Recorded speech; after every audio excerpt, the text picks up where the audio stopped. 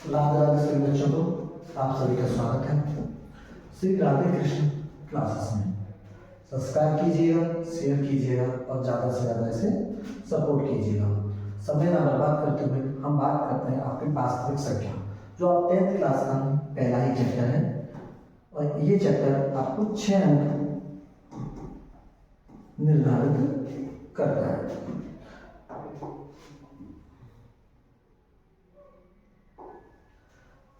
जो संख्या है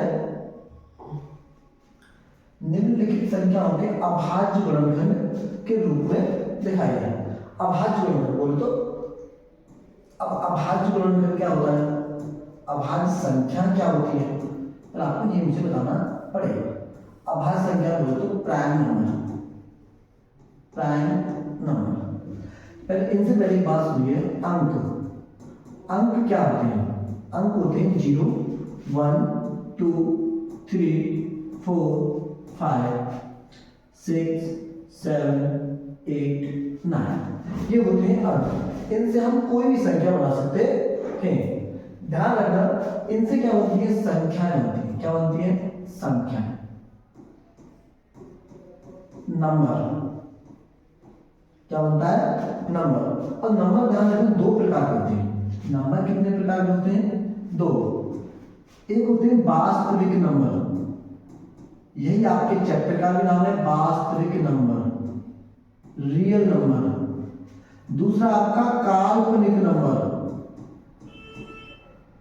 काल्पनिक नंबर, इमेजिनरी नंबर। संख्या है, अब संख्या भी दो, संख्या में हम पढ़ेंगे वास्तविक संख्या, और वास्तविक संख्या भी हमारी दो प्रकार की होती है। एक तो होती है परमेय, परमेय, और एक होती है अपरमेय।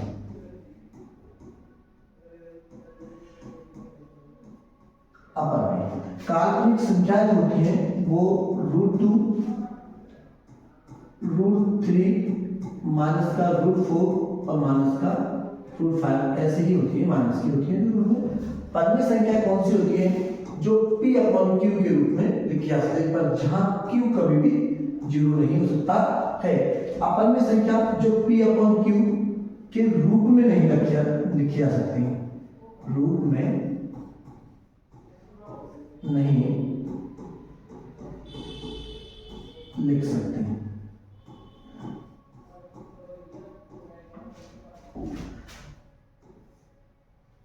अपरमेय संख्या जैसे कि √2, √3, √5, √7 और पाई एक अपरमेय संख्या है। ये आपका एमसीक्यू में पूछा था, पाई क्या है? पाई एक अपरमेय संख्या है। परमेय संख्याओं के बारे में, परमेय संख्याओं के बारे में तो एक तो प्राकृतिक संख्या,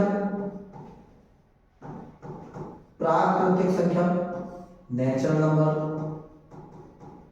नेचुरल नंबर, एक होते पूर्ण संख्या है, पूर्ण संख्या है, होल नंबर। प्राकृतिक संख्या 1, 2, 3, 4 जो 1 से स्टार्ट होती है, ये प्राकृतिक संख्या कहते हैं। तो 0 से स्टार्ट होती है, 0, 1, 2, 3, 4, 5, ये सब होल नंबर होते हैं, यानी पूर्ण संख्या कहलाती है। सम संख्या, इवन नंबर, इवन नंबर का फॉर्म पूछ लेता है। ध्यान रखना 2n, 2n + 2 और 2n + 4 यानी डॉट डॉट डॉट, ये सब क्या है? सम संख्या है।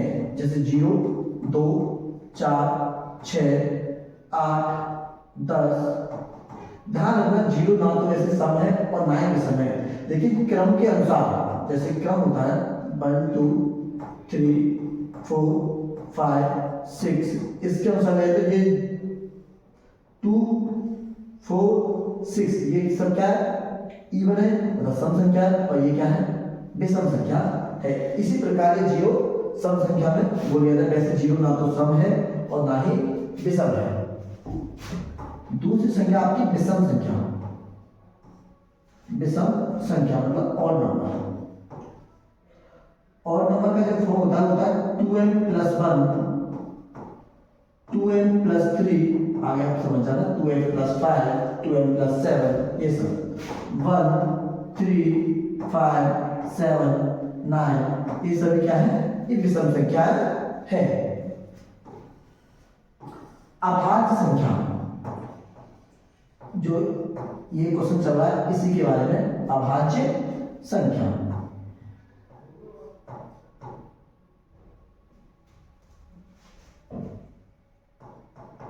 अभाज्य संख्या जिनके फैक्टर एक तो 1 होता है और एक होता है स्वयं वही संख्या होती है, जिससे सब ध्यान रखना, दो एक ऐसी संख्या है जो सम अभाज्य संख्या है। ये कौन सी है? सम अभाज्य संख्या। 2 3 5 7 11 13 17 19 डॉट डॉट डॉट। अब इन्हीं संख्याओं के बारे में आप देखिए, इन्हीं संख्याओं का आपका ये चैप्टर निर्धारित किया जाएगा। ध्यान रखना, हमें पूछा गया अभाज्य गुणनखंड, जैसे 140 का अभाज्य गुणनखंड क्या होगा आपको हम बताते हैं। 2 से भाग जाता है तो 70, 2 से जाएगा 35, और सिंपल सा पीछे 5 तो 5 से ही भाग दे दीजिए। 7 से 1 कितना आएगा? 2 भी प्राइम नंबर है, ये भी 2 भी प्राइम नंबर है, 5 भी प्राइम नंबर है और 7 भी प्राइम नंबर है। ये क्या हुए? अभाज्य गुणनखंड, अभाज्य गुणनखंड। आपका सेकंड क्वेश्चन है 156 के गुणनखंड बताइए।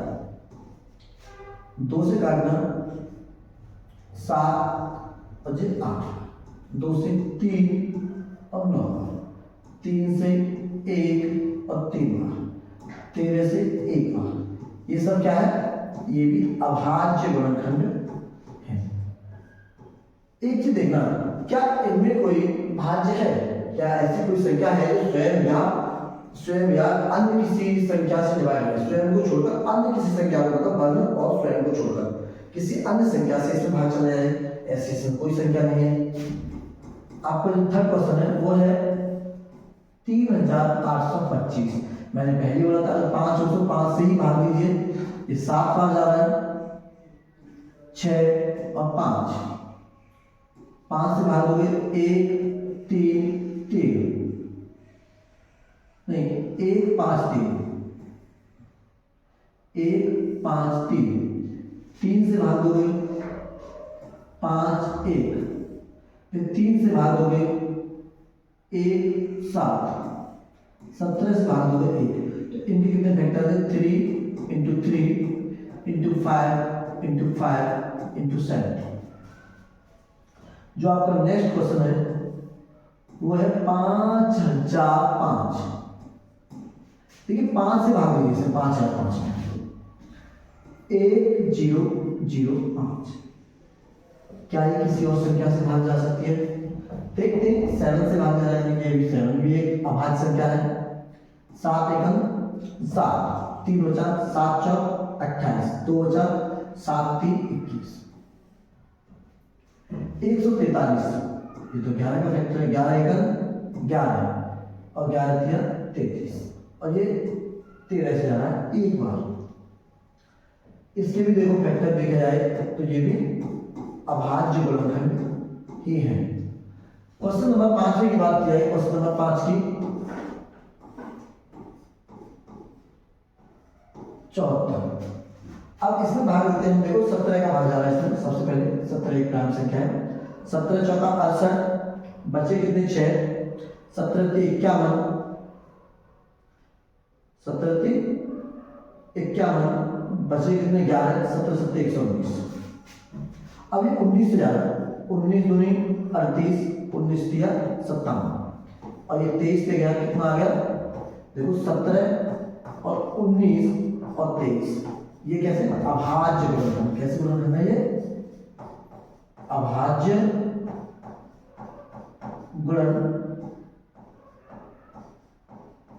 गुणनखंड। आपके नेक्स्ट क्वेश्चन की बात करते हैं, जिससे पूछा है एचसीएफ और एलसीएम।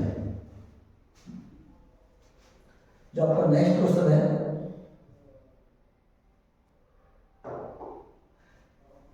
नेक्स्ट क्वेश्चन की बात करेंगे और ध्यान रखना ये क्या है, इन पूर्ण संख्या पर एचसीएफ और एलसीएम ज्ञात कीजिए तथा जांच भी कीजिए कि दोनों संख्याओं का गुणनफल हमेशा एचसीएफ और एलसीएम संख्याओं के गुणनफल के योग के बराबर होता है। पहली संख्या आपके पास 26 और 51। 26 के फैक्टर लिए जाएंगे तो 2 गुणा 13 इसके लिए जाएंगे और 7 गुणा 13। एलसीएम देखा जाए, एलसीएम आता है 2 इंटू 7 इंटू 13। आपका एलसीएम आता है, एलसीएम आता है आपका सिर्फ 13। हर संख्या का एचसीएफ 1 होता है। अगर कोई एचसीएफ ना हो तो एचसीएफ वहां पर 1 होगा। कोई फैक्टर कॉमन नहीं आ रहा तो वहां पर क्या होगा, वहां पर 1 होगा। अगर हमें इनका प्रूव करना तो हम मल्टीप्लाई करने की जरूरत नहीं, करना चाहो तो कर लो। 7 दूनी 14, अगर 14 का 13 करो तो 182। देखिए अब हमें जांच करनी, वेरीफाई करना है हमें। एचसीएफ इंटू एलसीएम बराबर फर्स्ट नंबर एंड सेकंड। आपका एचसीएफ कितना है 13, एलसीएम कितना आपका 2 इंटू 7 इंटू 30। फर्स्ट नंबर कितना था आपका 26 और सेकंड नंबर कितना था आपका 51। देखिए अगर मैं 13 का 7 में मल्टीप्लाई करूँ तो कितना रहेगा 91 और 13 का अगर 2 मल्टीप्लाई करूँ तो रहेगा 24। इन दोनों का प्रोडक्ट कितना आ गया 7 है। यही वही डिजिट है और ये हमने जांच किया तो ये हमने आपको जांच करके दिखा दिया कि हमारा सवाल सही है। एलएचएस बराबर आरएचएस है। सवाल नंबर दूसरा जो 510 और 92। देखिए 510 के फैक्टर निकालिए। 51 के 10 के तो होते हैं 2 गुणा 5 और बचा 51, 17 थी 51, 3 गुणा 17। 92 का 2 बार दीजिए 46 गया, फिर 2 बार दीजिए 23 आया, ये आ गया 23। जो मैंने अभी आधार जोड़ के फैक्टर निकाले थे इसी टाइप के एलसीएम निकाल फैक्टर निकाल सकते हो। अब एलसीएम, एलसीएम कितना आता है, एक ही फैक्टर कॉमन दिख रहा है 2, तो इसका एलसीएम भी कितना हो जाएगा 2। अब एलसीएम की बात करते हैं, ऐसे कितने जो कॉमन नहीं है सबको लिख देंगे, सारे के सारे फैक्टर यहां पे लिख जाएंगे। हमें जांच करनी है तो जांच के लिए क्या हमारा HCF into LCM first number into second number. बहुत अच्छे से देखना। आपका एलसीएम कितना दे रखा है, एलसीएम तो आपका 2 है, एलसीएम कितना है 2 into 5 into 2 into 3 into 17 into 23। First number क्या आपका 510, आपका सेकंड नंबर क्या है 92। देखिए अभी मैंने 510 के कितने फैक्टर निकाले, 2 इंटू 5, 2 इंटू 5 और 3 इंटू 7, 3 इंटू 17, ये कितना हो गया 510। बचा क्या 40, 2 2 2 2 इंटू 30, ये कितना आ गया 92। देखिए दोनों साइड कैसे आ गई इक्वल आ गई। हमने जांच किया कि हमारा एचसीएफ और एलसीएम सही है। नेक्स्ट क्वेश्चन की बात करते हैं। आपका नेक्स्ट क्वेश्चन है 336 और 14। तो 336 के अगर फैक्टर लिया जाए, जैसे आपको दिखाऊं 3 3 6, 3 से 1 1 और 2, 2 से 5 और 6, 2 से 28, 2 से 14, 2 से 7 और 7 से 1। चलो अगर हम दो के फिर ये दो से ही कट रहा है 27, 3 से 9 बार, 3 से 3 बार और 3 से 1 बार। 3 से 36 के फैक्टर कितना है 2 इंटू 2 इंटू 2 इंटू 3 इंटू 7 और चौवन के कितने आते हैं 2 इंटू 3 इंटू 3 इंटू 3। तो आपका एलसीएम कितना आता है, एलसीएम कॉमन बात एक तो 2 आ गया और एक कितना 3। जितनी भी फैक्टर है सभी के लिए 2 आ गया। देखो 2 और 2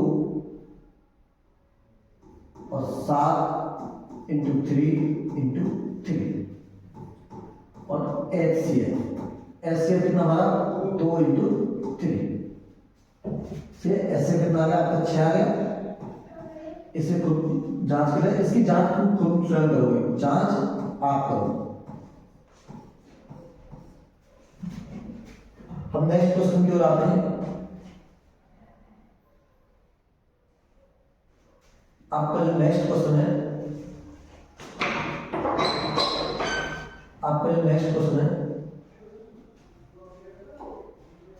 नेक्स्ट क्वेश्चन है कि अभाज्य संख्याओं के क्या है, अभाज्य संख्याओं के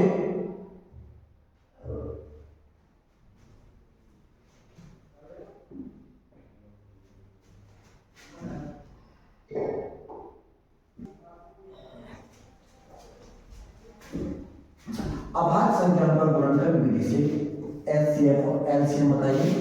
पहला आपका सवाल है 12, 15 और 21। 12 का देखो 2 गुणा 2 इंटू 3, इसका रहेगा 3 गुणा 5, इसका रहेगा 3 गुणा 7। तो आपका जो एचसीएफ होगा वो एचसीएफ होगा 3, जो एलसीएम होगा वो एलसीएम होगा 3 2 2 5 7। आप गुणा तो कर ही सकते हो, आसानी से कर लीजिएगा। सेकंड क्वेश्चन आपका 17, 23 और 29। ये सभी की सभी संख्या अभाज्य संख्या है। अगर 17 का भी कोई गुणनखंड नहीं हो सकता, 17 गुणा 1, 23 का भी नहीं हो सकता और 29 का भी नहीं हो सकता। तो एचसीएफ तो ध्यान रखना बनता है, लेकिन एलसीएम उन्हीं संख्याओं का गुणा होता है, उन्हीं संख्याओं का प्रोडक्ट होता है। आप मल्टीपल कर देना, आपका एलसीएम निकल जाएगा। तीसरा क्वेश्चन दे रखा 8, 9 और 25। 25 के फैक्टर 5 गुणा 5 होते हैं, इसके 3 गुणा 3 होते हैं, इसके 2 गुणा 2 गुणा 2 होते हैं। देखो एलसीएम कितना है 2 गुणा 2 गुणा 2। आपस में कोई फैक्टर का युग्म नहीं बन रहा, तो ये हो गया 8 गुणा 9 गुणा 25। 25 अच्छे 200 गुणा 9, तो कितना हो गया आपका 1800। जो आपका एचसीएफ है, आपका एचसीएफ आ गया 1, कोई फैक्टर नहीं होता, जिसमें कोई फैक्टर नहीं बनता वहां पे ध्यान रखना 1 होता ही है। क्या होता है 1 होता ही है।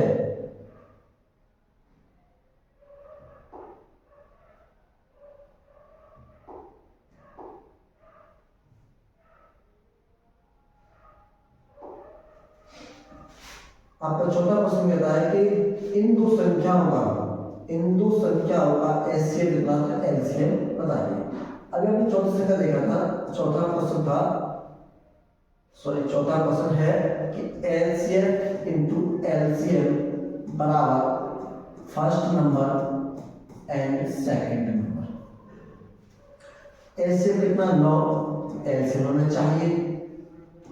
फर्स्ट नंबर कितना 306 और सेकंड नंबर कितना 3 से इसे काट के रहे डिवाइड जाएगा, तो 3 27, 3 आ गया और 3 4 36, 4 आ गया। 4 हो गया। अब इसका मल्टीपल कर देते हैं, जो आपका आंसर होगा वही इसका आंसर।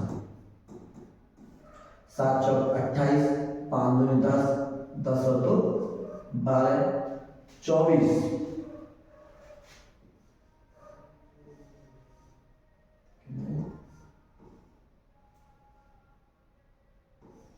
ये 34 है, 34।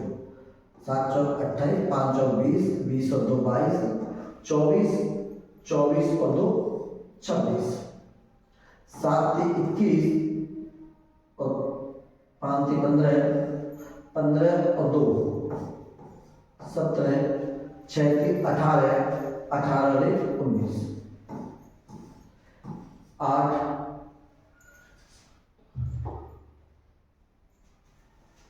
देखिए अब हम चौथे सवाल पर आते हैं। चौथा सवाल कह रहा है कि इन दो संख्याओं का एचसीएफ 9 है तो एलसीएम बताइए। अभी हमने जो सवाल की जांच के फॉर्मूला पढ़ा था, हमने पढ़ा था एचसीएफ इनटू एलसीएम बराबर फर्स्ट नंबर और सेकंड नंबर। आपका एचसीएफ है 9, हमें एलसीएम चाहिए। फर्स्ट नंबर हमारा 306 और हमें सेकंड नंबर दे रखा है 657। 9 से अब 9 3 27 और 9 चौक 36। अब इनका प्रोडक्ट आप लोग लिखते ना, वही इसका आंसर होगा एलसीएम, वही आंसर होगा, लिख लीजिए।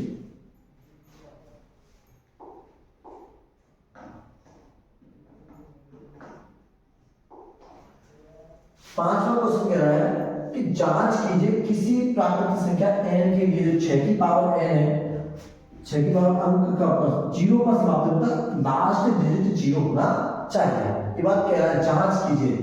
ध्यान रखना 6 की पावर है, अगर हम 6 के फैक्टर करते हैं, 6 के फैक्टर करेंगे तो 3 और 2। ध्यान रखना लास्ट डिजिट मतलब अंतिम अंक 0 कब आता है, जब फैक्टर में 2 इंटू 5। यहां पे 2 इंटू 5 है, तो 6 की पावर n का अंतिम अंक 0 नहीं होगा।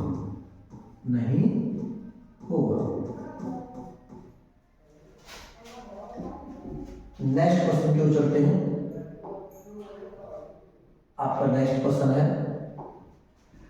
ठीक है, व्याख्या कीजिए कि ये संख्या और ये संख्या भाज्य है।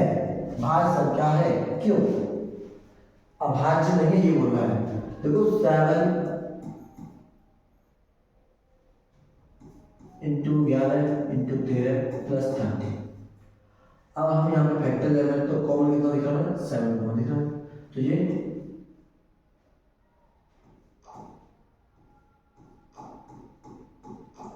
प्लस 1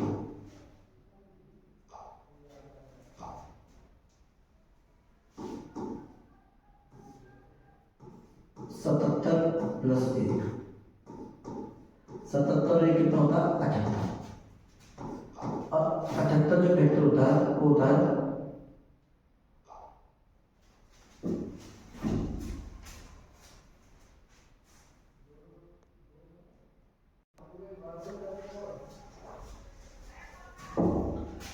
देखिए 78 के अगर हम फैक्टर करें तो 13 छके 78। अब इसके फैक्टर हो गए तो ये अब अभाज्य तो हुआ नहीं, तो ये क्या भाज्य है। क्या है? भाज्य है, क्योंकि इसके फैक्टर में दिख रहे हैं। जिस संख्या में कोई फैक्टर नहीं होते वही संख्या भाज्य होती है, और जिस संख्या के फैक्टर होते हैं वो संख्या हो रहे हैं, तो ये क्या भाज्य है। ये 7 गुणा 6 गुणा 5 गुणा 4 गुणा 3 गुणा 2 गुणा 1 प्लस 5। इन संख्याओं में क्या कॉमन दिख रहा है? 5 कॉमन दिख रहा है। 7 गुणा 6 गुणा 4 गुणा 3 गुणा 2 प्लस 1। अगर मल्टीप्लाई किया है 7 6 42, 4 3 12, 12 दूनी 24 प्लस का 1, 24 दूनी 48, 24 चौका 96, 96 और 4 100 प्लस का 1, ये कितना हो गया 109। अब ये भी फैक्टर अभाज्य संख्या नहीं होगी क्योंकि इसका भी फैक्टर हमें दिखा ज्यादा ना, इसका भी ना दिखे तब भी हमने इसका फैक्टर दिखा है कि ये क्या होगी भाज्य संख्या। क्या है? भाज्य संख्या है। जिसका कोई फैक्टर नहीं होता वो क्या होती है? अभाज्य संख्या होती है। जिसके फैक्टर नहीं निकल रहे तब भी बता सकते हैं। नेक्स्ट क्वेश्चन की ओर चलते हैं।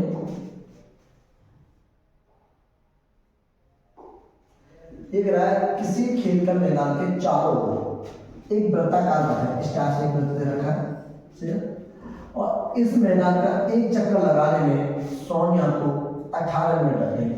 अगर पूरा राउंड लगाने में उसे कितने मिनट लगते हैं? 18 मिनट लगते हैं। और जबकि इसी मैदान का एक चक्कर लगाने पर रवि को 12 मिनट लगते हैं। मान लीजिए दोनों एक ही दिशा में, एक ही स्थान पर, एक ही समय पर चलना प्रारंभ करके एक ही दिशा में चलते हैं, तो वो कितने समय बाद पुनः प्रारंभिक स्थान पर मिलेंगे? ये बोला गया है। ध्यान रखना, सोनिया 18 मिनट में और रवि उसे 10 मिनट में पूरा करता है। तो 18 की जो एलसीएम होगी 2 गुणा 3 गुणा 3, 12 के होंगे 2 गुणा 2 गुणा 3। तो अगर इसका हम एलसीएम निकालेंगे तो हमें पता चल जाएगा वो कितने समय बाद आपस में मिलेंगे। कितना है? 2 इंटू 3 इंटू 2 इंटू 3, 3 दूनी 6 और 6, 36 मिनट बाद एक दूसरे से उनका मिलाप हो जाएगा एक ही स्थान पर।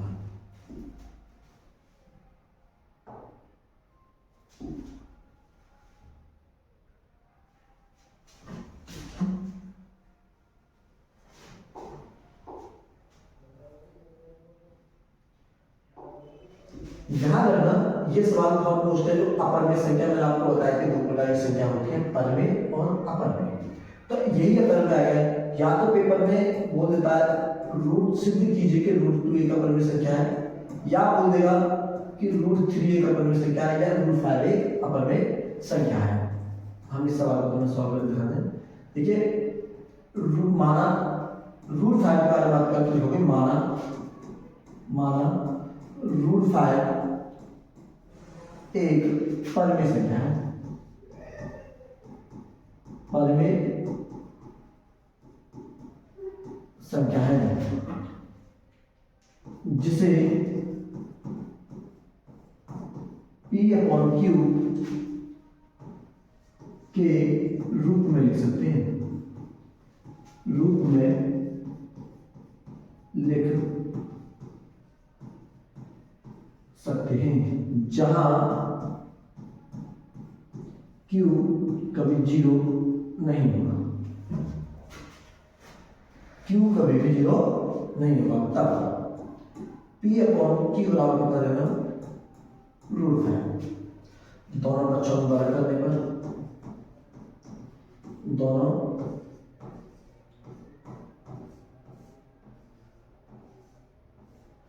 बच्चों में वर्ग करने पर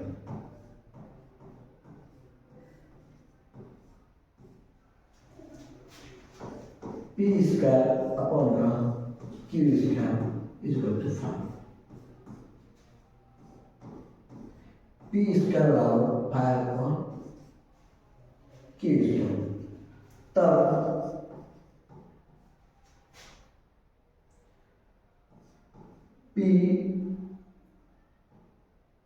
P को रूट 5 विभाजित करता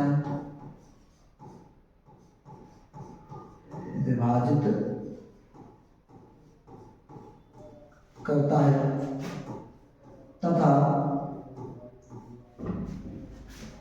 तथा P² को भी विभाजित करता है, विभाजित करता है।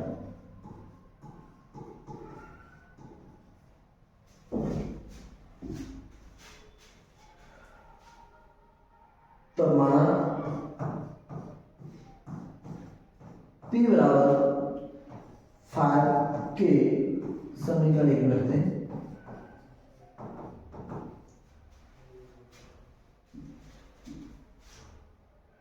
तब P के लिए क्या रखते हैं 5K का स्क्वायर बराबर 5Q स्क्वायर, या अगर 25K स्क्वायर बराबर 5Q स्क्वायर, इससे काट दिया जाए तो क्या आएगा हमारा 5K स्क्वायर बराबर Q स्क्वायर। तब Q को भी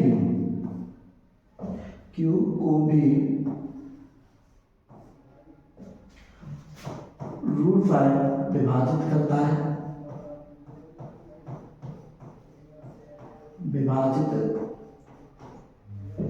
है, तथा Q स्क्वायर को भी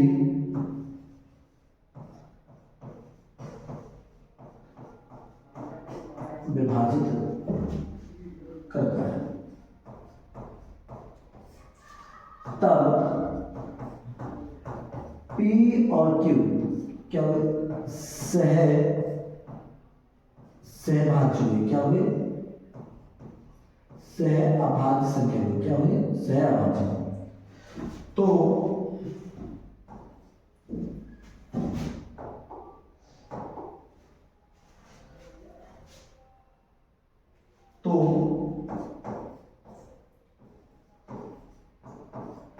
हमारी कल्पना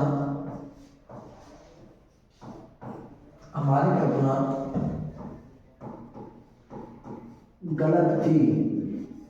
क्या थी, गलत थी कि यह परिमेय संख्या है,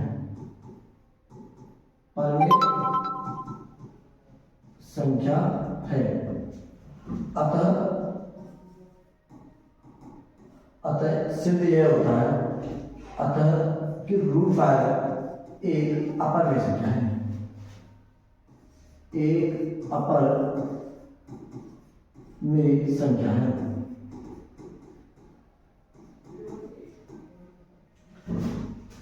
क्योंकि देखो Q भी 5 से डिवाइड हुए और P भी 5 से, तो P और Q आपस में क्या हुए, सहअभाज्य संख्या हुई। इससे क्या सिद्ध होता है कि एक अपरिमेय